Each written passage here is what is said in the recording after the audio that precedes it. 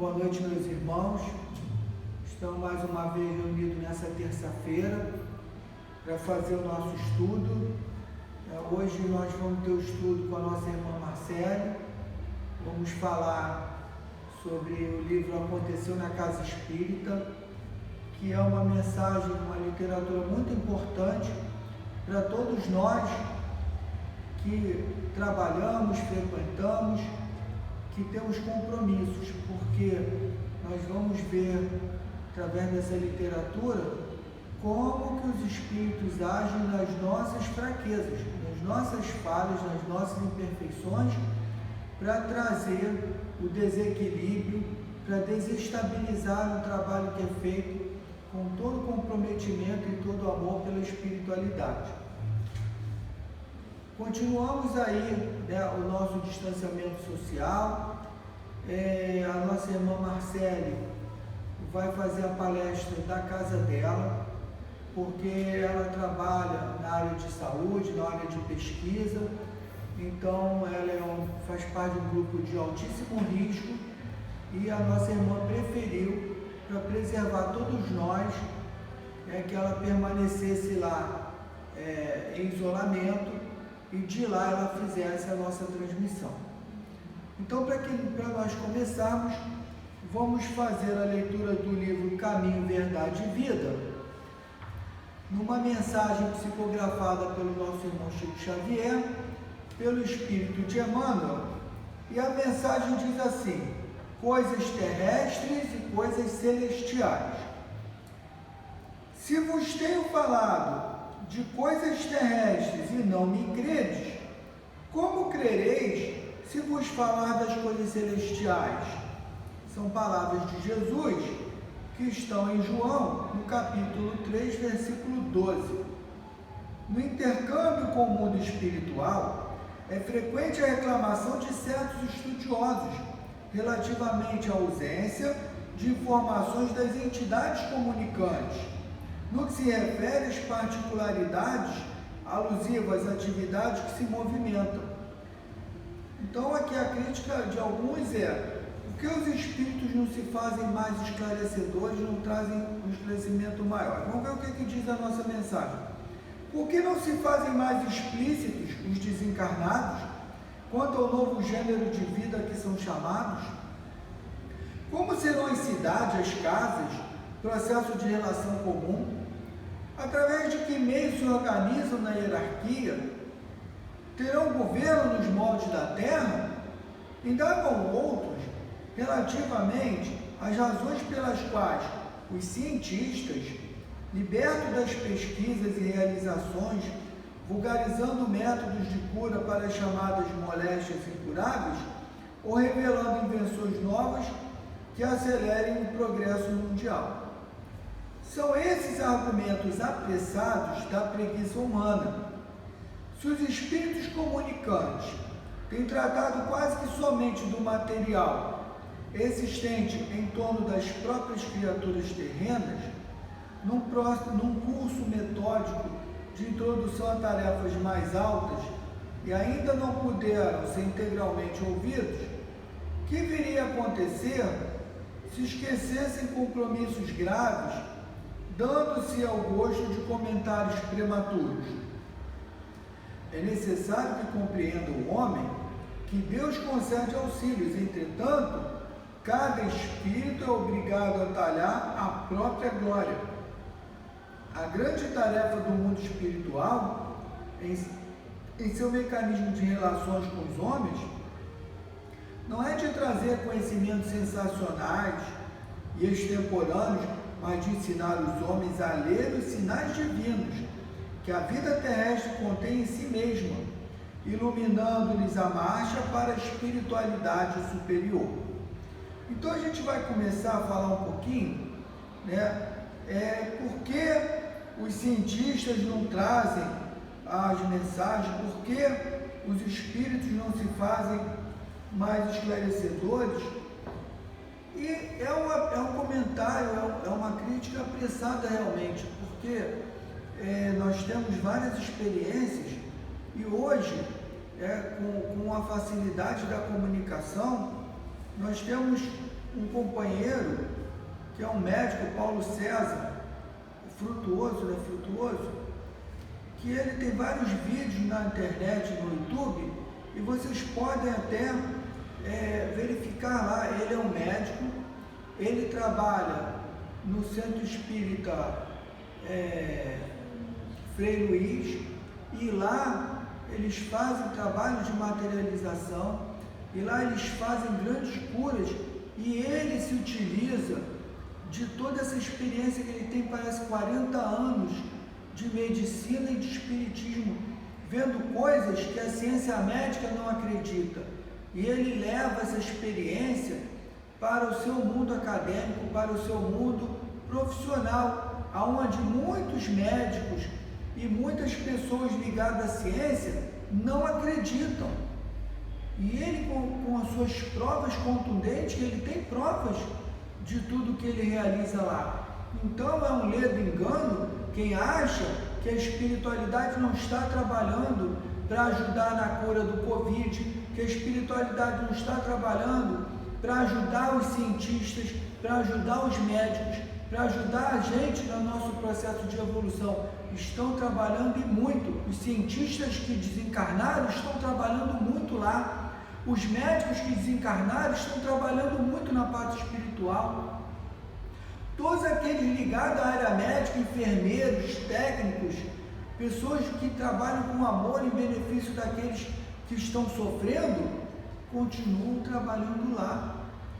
Então, como traz a nossa mensagem, é um comentário precipitado.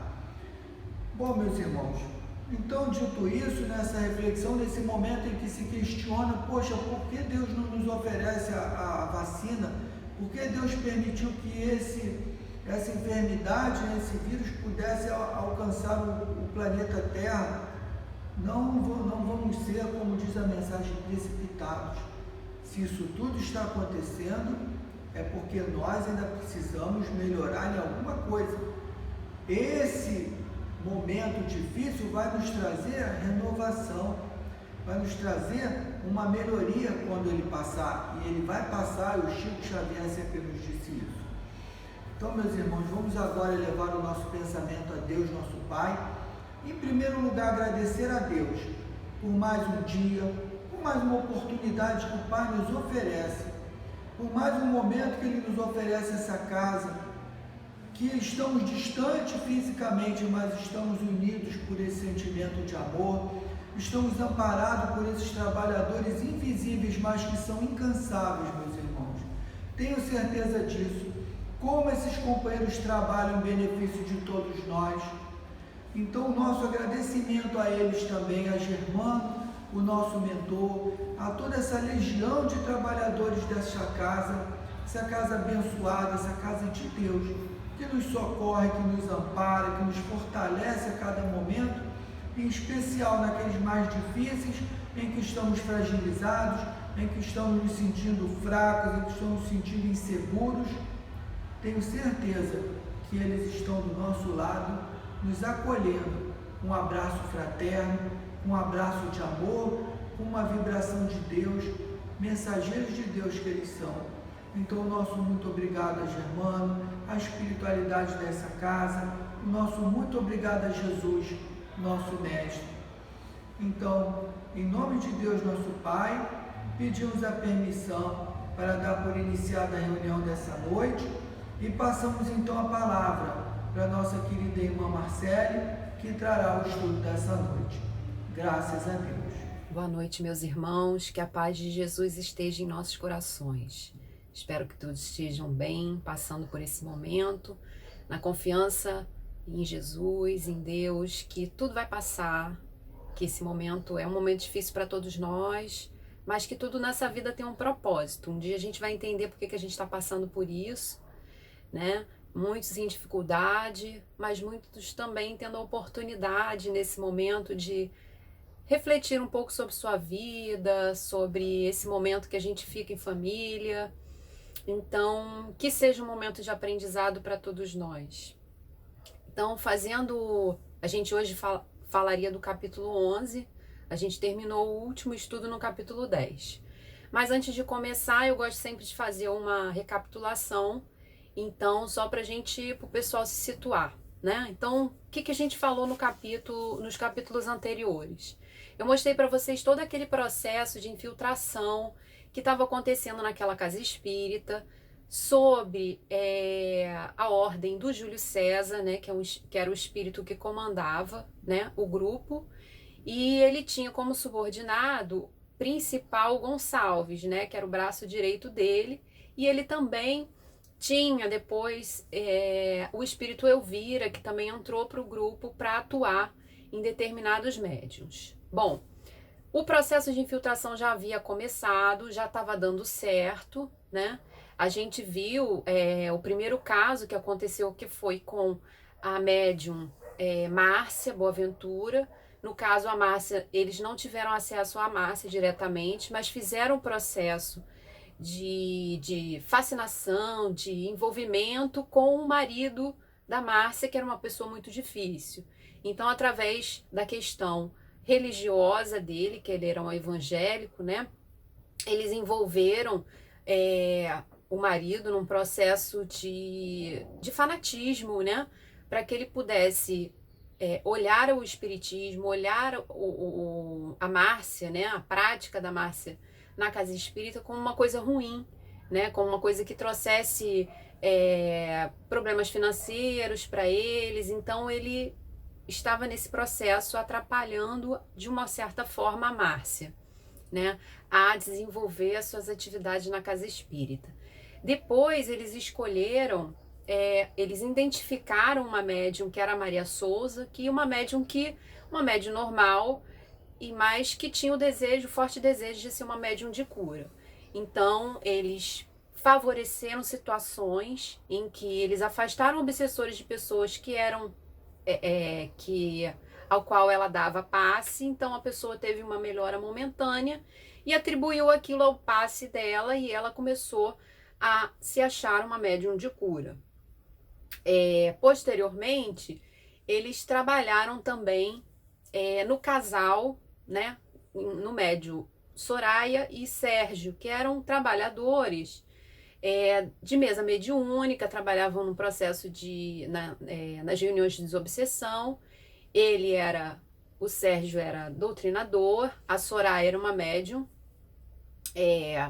que trabalhava no grupo, mas os dois, eles acabaram tendo um envolvimento. Então, a espiritualidade percebeu, né, esses olhares, esses sentimentos, e começaram, só que ambos eram casados, e aí o espírito Elvira, Júlio César designou especificamente ela, que tinha esse poder relacionado às questões de sensualidade e tal, para ficar na cola dos dois. Então Elvira, ela ficou envolvendo os dois em pensamentos, na verdade favorecendo, exacerbando aquele sentimento que já existia.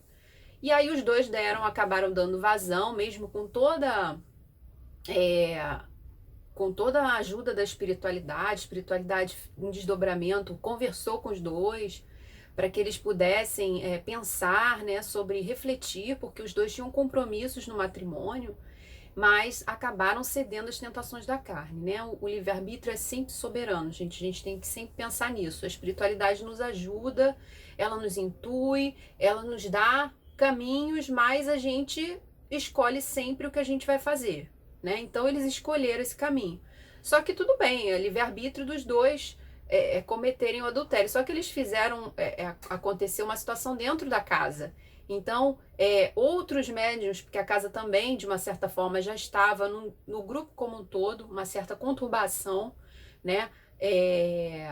Por causa já da questão da Maria Souza, que era que estava começando a se destacar, então já processo de fofocas, de conversas assim, não edificantes, já rolava entre a casa. Então, uma pessoa escutou a conversa de Soraya e Sérgio e acabaram disseminando, né, essa fofoca, né, esse acontecimento entre os dois, e aí a casa ficou pior, né? Então se estabeleceu a fofoca, o disse-me-disse, e realmente a casa já estava numa situação difícil.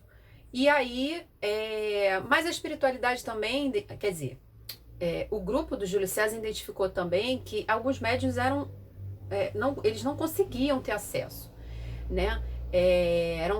Eram médiuns que tinham uma força moral muito grande, então eles não tinham acesso a determinados médiuns, e especificamente o Castro e o Israel, né? O dirigente, o presidente da casa e o presidente doutrinário. Mas o presidente da casa já começava a ficar muito preocupado e chateado por todos os acontecimentos, ele estava percebendo o que estava acontecendo. E aí a gente terminou o capítulo 10 com a mensagem que a espiritualidade, eles foram levados em desdobramento, foram notificados e souberam de tudo que estava acontecendo, mas a espiritualidade falou, especificamente para o presidente, que ele não se preocupasse, que ele não ficasse chateado, e que isso era para acontecer mesmo, e era, na verdade, uma aprovação para ele, né? Porque a conversa foi que no passado, quem sabe hoje a gente sofre a ação de um obsessor, porque na verdade a gente no passado pode ter sido um obsessor também, né? Então, foi dado o recado para o Castro e Israel se sedimentar, fortalecer os estudos na casa, porque a espiritualidade estava atuando, né? E com certeza eles iam tentar ajudar o máximo possível, tá? Então hoje a gente vai começar o capítulo... Só um instantinho aqui, gente. O capítulo 11, que é o capítulo Fascinação. No mundo dos espíritos, porém, o trabalho de auxílio aos companheiros que estavam no campo das provações era bastante intenso. Como eu falei, né? A espiritualidade não dava trégua. Centenas de mensagens foram irradiadas, ressaltando a necessidade de mais trabalho pela doutrina, tolerância entre os cooperados. Os médiuns acabavam captando essas informações, cada um na sua capacidade medianímica, né, vestindo as ideias dos benfeitores com o próprio material mental, mantendo-se fiéis ao fundo das informações superiores.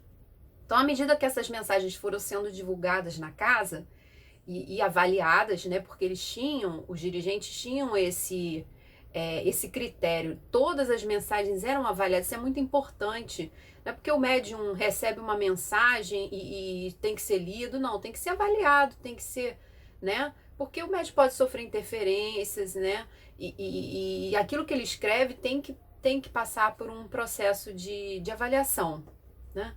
Então, essas mensagens foram sendo divulgadas e o ambiente do centro já começava a mudar vagarosamente. Agora, a Maria Souza, a gente falou um pouco dela e a gente vai voltar agora para Maria Souza. A Maria Souza estava pior, né? O processo com ela estava bem pior. A médium continuava distante dos alertas dos mentores por conta própria. Ela começou a chamar os companheiros, porque tinha um grupo que era a favor dela e um grupo que era contra. Então, esse grupo a favor, ela começou a trazer para si, né, conversar com eles com o objetivo de convencê-los dos seus propósitos. Quais eram os propósitos dela? Na verdade, os adversários, né, o Júlio César em pessoa, aparecia para ela na figura de mentor dela, né? Aparecia em sonhos para ela e dava propostas extravagantes, prometia-lhe destaque, garantindo-lhe verdadeiros prodígios com as suas faculdades curativas. Tendo recebido essas orientações falsas do plano espiritual inferior, mas tomadas como verídicas pela própria médium, então, gente, fake news não só tem aqui na Terra, não. Tem, né? O movimento de lá para cá também tem. Então, ela planejava a concretização dessas orientações que ela recebia e que ela acatava, né? Não tinha nenhum critério de razão, nada. Então, o que ela fez? Ela reunia as pessoas, começou a reunir esse grupo a favor dela na casa dela. Então, ela fazia reuniões, pequenas reuniões. E aí, uma pequena reunião que ela fez na residência dela, junto com esses companheiros fanatizados, eles traçavam diretrizes e ouviam esses mentores. Então o Júlio César vinha, através da mediunidade dela, falava diretamente com esse grupo, né, através da psicofonia. E aí isso chegou aos ouvidos do Castro e do Israel. E eles, preocupados com essa situação, resolveram ir. Eles foram, ela até os convidou e eles acabaram indo para ver a situação, o que estava acontecendo. Foram à casa dela. E eles participaram um dia dessa reunião, tá? Então, ela na verdade queria convencê-los de que ela era capaz de realizar essas atividades cirúrgicas, mediúnicas, né? Dentro da casa espírita. Então, Castro e Israel aceitaram esse convite, dedicando toda a atenção e fraternidade possíveis. No dia marcado compareceram a médium, curadora e um pequeno grupo representando as cerca de 30 pessoas, olha só, era um grupo grande, 30 pessoas partidárias das ideias dela. E aí, minutos antes do início da conversação, Elvira, a substituta eventual de Júlio César, apresentou-se envolvendo de maneira intensamente da Maria. Castro sugeriu, ele viu a situação, que era praticamente uma reunião mediúnica, ele sugeriu que fosse feita uma prece, né, antes do início das atividades, a fim de buscar comunhão com os benfeitores da vida maior. Quando o respeitável presidente pronunciou as primeiras palavras, envoltas em sincera emoção, eis que o mentor da casa espírita apareceu naquela reunião. Então ele se apresentou colocando-se ao lado do Castro e do Israel, dando demonstração amorosa da promessa que eles fizeram sobre o concurso superior, né? Então a espiritualidade falou, nós vamos estar com vocês, nós não vamos desamparar vocês, e eles estavam ali. Então, o benfeitor, acompanhado de abnegados tarefeiros espirituais, fizeram-se visíveis para as entidades infelizes.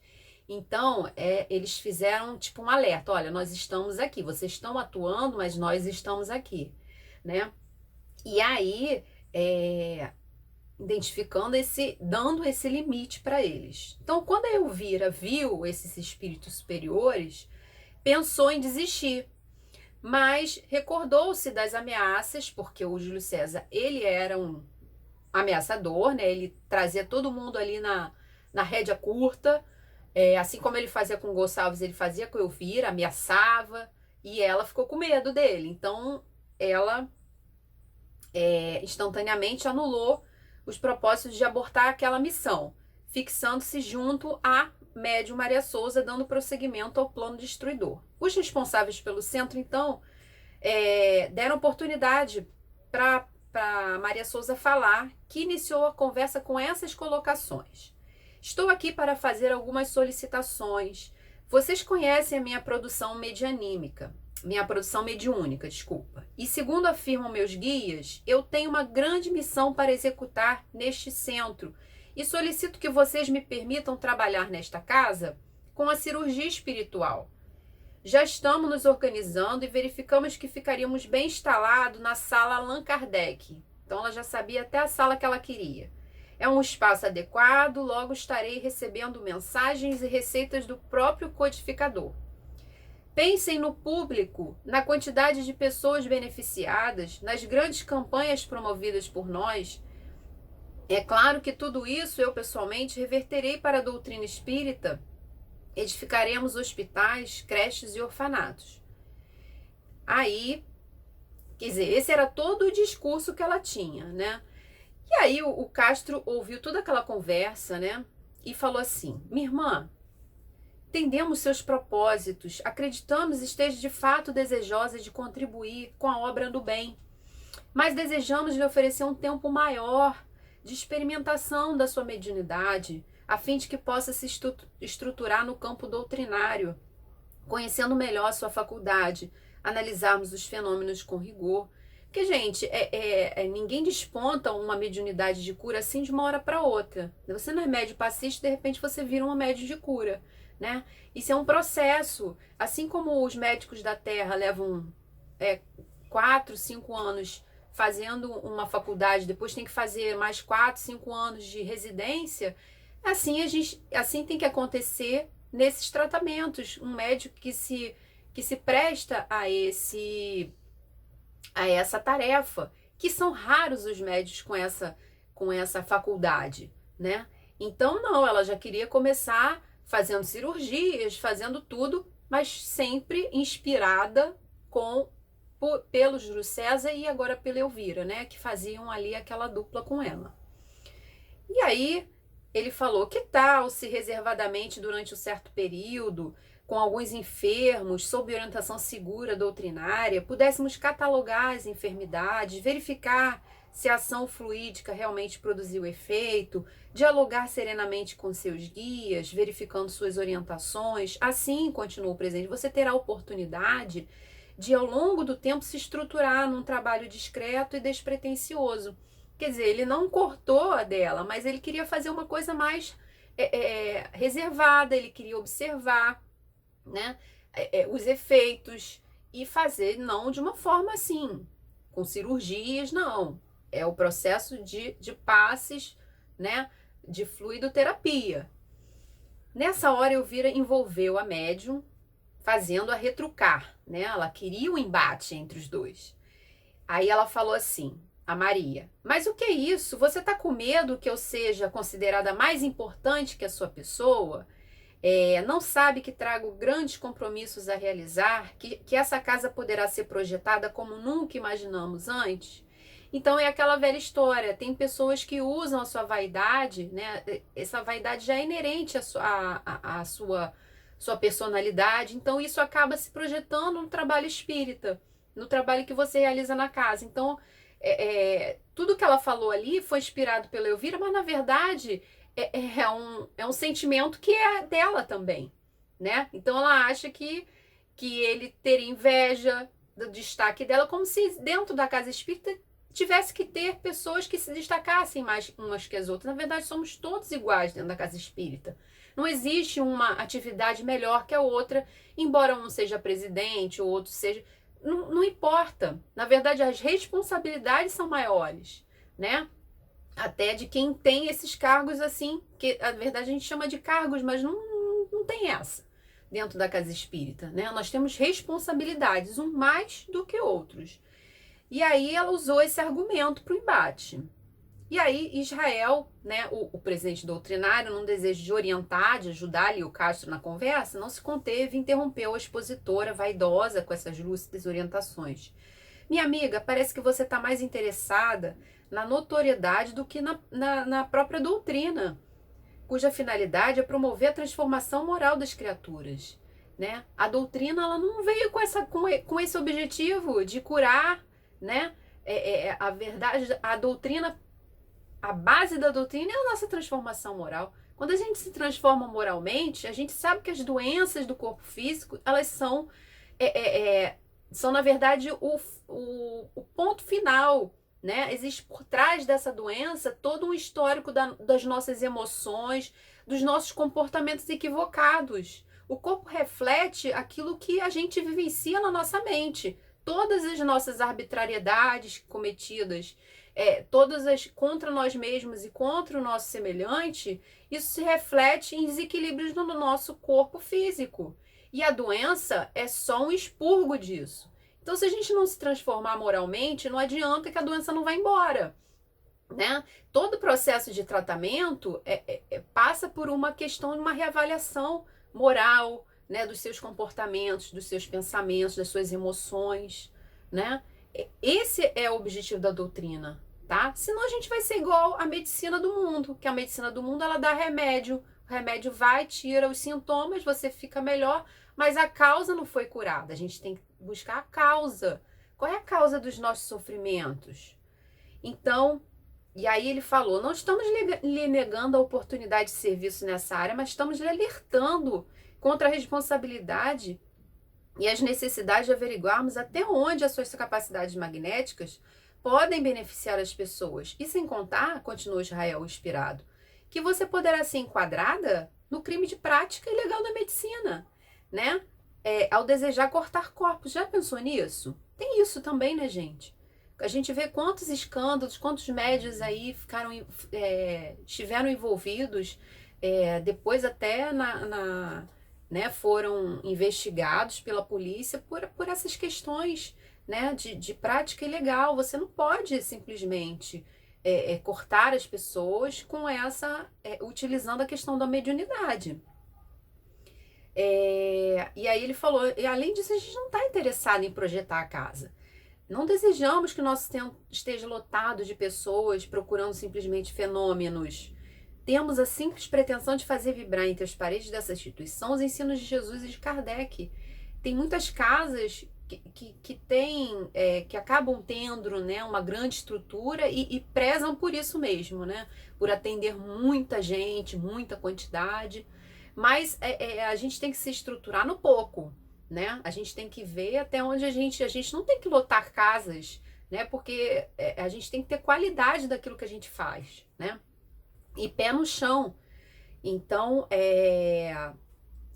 ela escutou aquilo tudo, né, com muita contrariedade. E aí ela falou assim: devo entender essas palavras então como uma negação aos meus pedidos. Devo considerá-las, disse. Aí ele falou, Israel, deve considerá-las, afetuosamente falando, né, como incentivo para um dedicado período de trabalho em benefício ao próprio, a fim de que suas faculdades possam se aprimorar com o exercício discreto e anônimo. O quê? Retrucou Maria Souza espantada. Você acha que eu vou perder tempo com um grupo pequeno? Eu já estou pronta para o trabalho. Os meus guias já me prepararam muito bem. Um espírito médico de nome Doutor Júlio César já se prontificou a me conduzir por caminhos retos, bem que ele me avisou das dificuldades. Quer dizer, o Júlio César falou, se colocou para ela como médico e falou que ela ia ter problemas. Então ela absorveu aquilo tudo de forma deturpada, né? E aí estava exatamente sendo uma marionete na mão daqueles espíritos. E aí, nessa hora, eu envolveu a médium com mais intensidade, enquanto os benfeitores espirituais, né, a espiritualidade tentando irradiar ali sobre os representantes do centro uma certa lucidez, um bom senso. E aí Maria de Souza, quase fora de si, continuava argumentando: se eu não posso trabalhar à minha maneira, então eu me retiro da casa e eu levarei comigo muitas pessoas. Minha irmã, aí foi o Castro falando, minha irmã, não desejamos a sua ausência. A casa precisa de todos nós. Não nos tenha na conta de inimigos. É nosso dever, como responsáveis por esse centro, zelar pela pureza da nossa doutrina. E o Espiritismo possui objetivos bem definidos. O que você está nos propondo é prática ilegal da medicina. Aceitar os seus propósitos é infringir as leis humanas. Procure refletir na hipótese de estar envolvida por adversários espirituais com o fim de lhe afastar desse núcleo de amor. E aí ela fala, era só o que faltava. Agora meus protetores são obsessores. Bem original, não acha? Muito bem, minha decisão está tomada. Vou me retirar dessa casa hoje mesmo. Então, Castro e Israel, eles tiveram uma postura corretíssima, né? Eles não se omitiram, eles se posicionaram ali naquela situação, né? Eles foram lá, observaram a situação e eles falaram abertamente para ela, né? Porque o importante, como dirigente, é zelar pela doutrina. Mesmo que ela fique chateada, que ela queira sair, é um problema de cada um, é um livre-arbítrio de cada um. Então, a Elvira espiritualmente gargalhava com a situação, os amigos espirituais, entretanto, tentavam ali emanar jatos de fluidos amorosos junto ao Castro e Israel para que eles não ficassem desprotegidos, né? E aí, eles saíram de lá, né? O Israel falando, Israel disse a Castro, é uma pena que isso tenha acontecido. Não se preocupe, meu amigo. Sem dúvida fizemos o melhor. Isso me faz pensar que a nossa casa está passando por provações. Vários companheiros de trabalho estão atravessando momentos difíceis. Entre eles está a Márcia, nossa coordenadora do atendimento fraterno. Então, já havia chegado aos ouvidos dele a situação da Márcia.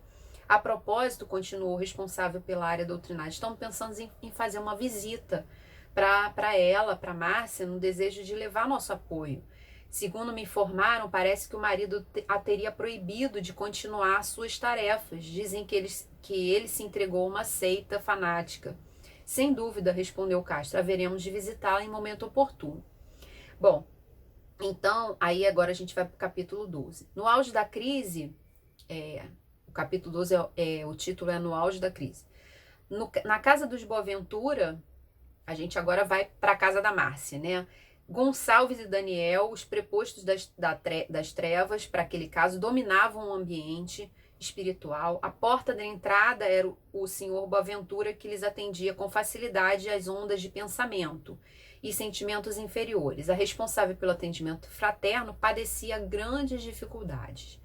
A tarefeira já sofria com a falta de recursos para saldar as despesas básicas da casa. Márcia demonstrava grande testemunho de paciência e fé, mesmo diante daquele caos, suportando corajosamente os desequilíbrios do esposo fanatizado. À noite, Márcia, em desdobramento, ela era consolada pelo mentor da instituição, acompanhando em esferas maiores para executar tarefas superiores. Então, a Márcia, ela não estava conseguindo ir à casa espírita, mas ela, em desdobramento, ela atuava, ela ajudava. Então, os mentores da casa a levavam para as grandes tarefas. E o devido entendimento e perdão ao seu marido, porque era ali um caso de perdão também, porque aquele espírito era um espírito, né, moralmente abalado, né, era um doente. Encara teu esposo, eles sempre falavam isso para ela, encara teu esposo como um doente mental, necessitado de nossa piedade. Enquanto essa conversa acontecia num clima sublime, no plano espiritual inferior, Daniel e Gonçalves envolviam cada vez mais o Boaventura em projetos infelizes. Eles falavam assim: Boaventura, disse o camarada imediato de Júlio César, continue doando os seus recursos financeiros aos ministros de Deus. Permaneça impedindo a qualquer custo a sua esposa de trabalhar no terrível centro espírita, a fim de que você alcance graças e glórias junto à providência divina. Deus quer ver até onde vai a sua coragem. Depois, quando você tiver doado tudo, aí sim virá a recompensa. Diante desse processo obsessivo, Boaventura começava a ter pequenos lapsos de memória. Então já era a parte neurológica dele já não estava coordenando bem, né? Isso acabava comprometendo o trabalho na fábrica. Ele trabalhava numa fábrica, né? Onde ele elaborava como operário. Então, dia após dia, o Boaventura caía no desvario, no ambiente de trabalho dele também, sobre a atuação desses inimigos. Constantemente promovia discursos fanáticos. Além disso, proibira terminantemente a Márcia de participar dos trabalhos espíritas. Então, a situação dele se complicou muito, a ponto dele ser demitido do emprego por sua postura perturbadora, indelicada, além de ter decaído assustadoramente na produção profissional. Então, esses espíritos, eles queriam a derrocada mesmo do marido dela, né? Então, ele perdeu o emprego. Aí Márcia pensou que a soma, o dinheiro que ele receberia na rescisão ajudaria, né, nas despesas que já estavam atrasadas, conseguiriam manter-se até que ele encontrasse um novo emprego, mas o Boaventura pegou todo o valor da rescisão contratual e doou para a igreja, né? Então essa foi assim o ponto final da história. Então Márcia, quando ela soube dessa situação, ela quase desmaiou, mas não adiantaria conversar com o marido. Então era visível o seu desequilíbrio, já estavam praticamente falidos, sem dinheiro, da onde tirar recursos. E aí, nesse período, Daniel, dirigindo-se a Gonçalves, ele diz: acho que a nossa missão está cumprida. Márcia está arrasada, não poderá mais retornar às tarefas, ela não vai ter nem cabeça para voltar e obrigatoriamente ela vai precisar arrumar um emprego e tal. Então, de retorno ao centro espírita, os adversários foram recepcionados por Elvira, que os colocou a par do que estava acontecendo na casa, né? Então, todos eles comemoravam, né? Já estavam... a casa, de fato, passava por graves tumultos. A saída da Maria Souza carregava consigo 30 médiuns da casa, também saíram junto com ela. Os dirigentes, contudo, permaneciam reflexivos, orando, trabalhando, com admirável discrição, controlando todos os comentários improdutivos, com notável autoridade moral. Durante essa agitação, Israel efetuou um seminário a respeito da casa espírita,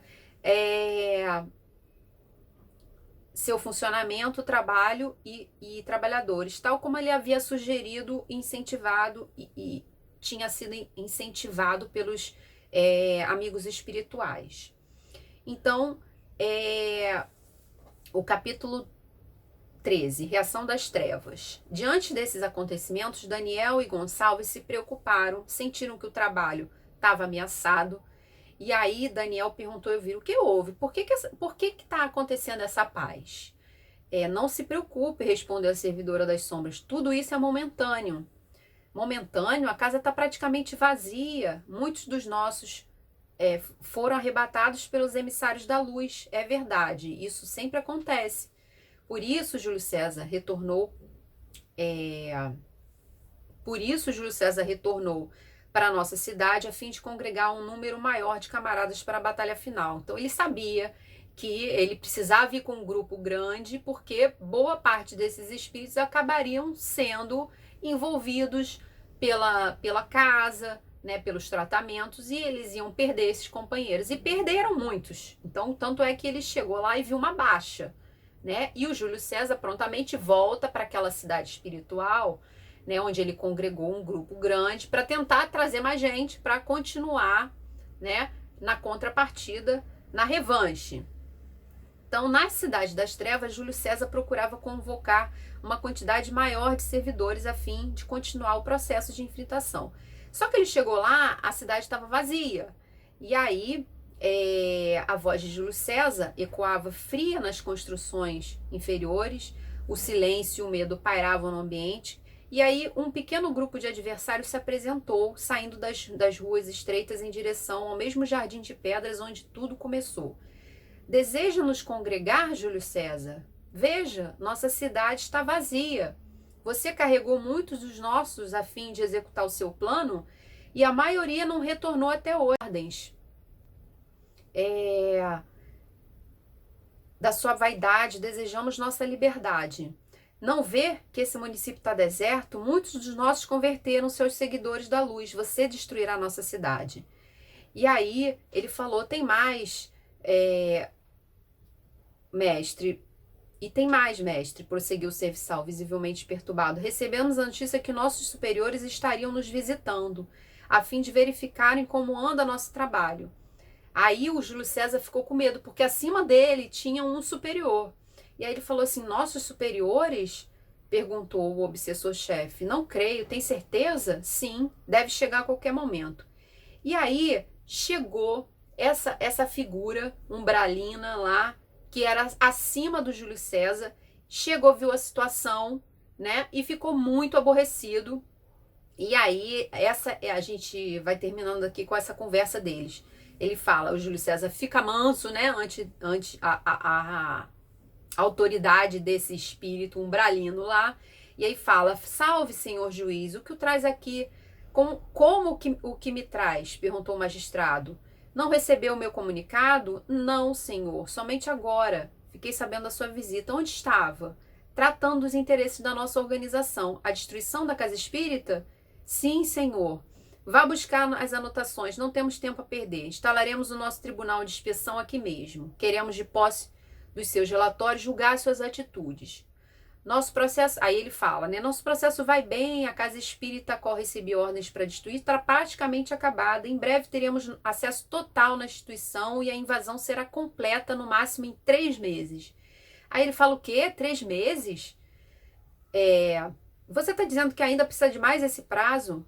Nada disso é compreensível. Não trabalhamos para uma instituição de caridade onde se compreende a incompetência alheia. O prazo que lhe demos para atacar essa instituição em particular já acabou no mínimo 8 anos. Sabe da importância para a nossa organização de acabarmos com as tarefas benemerentes produzidas pela casa de Kardec. Estamos pensando em substituir você. Quem sabe alguém com ideias mais arrojadas. Então, era um grupo maior que também tinha os mesmos objetivos de acabar com outras casas espíritas. Então esse era um superior do Júlio César.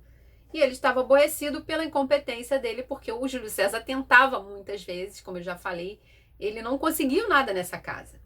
Então, os superiores estavam enfurecidos pela falta de competência e falaram isso para ele. Aí falou, não, tá decidido, nós vamos te substituir. Aí o Júlio César, né, senhor, se ajoelhou diante do inquiridor, antes de assinar a sentença, me dê mais 30 dias. Quem diria que o famoso, aí ele fala, quem diria que o famoso Júlio César um dia se prostraria diante de mim, sabe que não gosto de você, que sua incompetência me perturba, mas diante dessa cena patética, que lhe concedo 30 dias, nenhuma hora a mais, está ouvindo? E nesse prazo, a casa dedicada ao Cristo, se ela não estiver destruída, você será preso e rebaixado à condição de obsessor simples. Estou vindo da casa espírita e a situação não é boa. Realizaram. Aí o Júlio César volta lá, né, na casa espírita e o Gonçalves fala isso para ele, que a situação não era boa, que o seminário tinha dado certo, né? As ideias se renovaram. Aí ele fala assim, não acredito. Todo o nosso trabalho e você deixou, Senhor, a culpa não é minha, eu estava cuidando de outro caso, o Senhor mesmo me designou. Eu vira quem cuidava da casa na sua ausência. E aí ele fala, camaradas, esse é o momento da batalha final. Vamos usar todas as nossas forças, todos os nossos recursos a fim de destruirmos aquela casa maldita. Avante. E a Assembleia, ele conseguiu congregar mais um pouco de gente. Eles marcharam em direção à casa com o objetivo de ser o ataque final à casa, até porque ele tinha aquele prazo de 30 dias, senão ele ia ser cortado do cargo dele. Então a gente termina aqui, gente, já passei do tempo, desculpem, e aí a gente acaba, no próximo encontro a gente consegue acabar o livro. Fiquem na paz de Jesus, se cuidem e obrigada pela atenção de vocês. Bom, meus irmãos, depois dessa lição, dessas reflexões, um pouco daquilo que os nossos companheiros desencarnados, ainda ignorantes, ainda rebeldes, ainda revoltados, se utilizam das nossas fragilidades, das nossas imperfeições para contaminar o ambiente. Então, depois dessa mensagem, desse estudo tão edificante, tão importante para cada um de nós, vamos elevar o nosso pensamento a Deus, vamos agradecer a Deus por esse momento, por esse aprendizado, por essa reflexão, por essa mensagem que nos traz responsabilidade de tudo aquilo que pensamos e tudo aquilo que fazemos. Então, obrigado, Pai, por mais esse momento, por essa casa, por esse estudo. Obrigado, Jesus, por estar conosco nesse momento. Obrigado, Germano, com toda a sua legião de trabalhadores. Que Deus os abençoe e os fortaleça nessa missão tão importante de acolhimento, de socorro a todos nós encarnados e desencarnados. E assim, Pai, agradecidos, com gratidão no coração, pedimos a Tua permissão para dar por encerrada a reunião dessa noite. Graças a Deus e em nome de Deus nosso Pai, está encerrada a nossa reunião. Graças a Deus.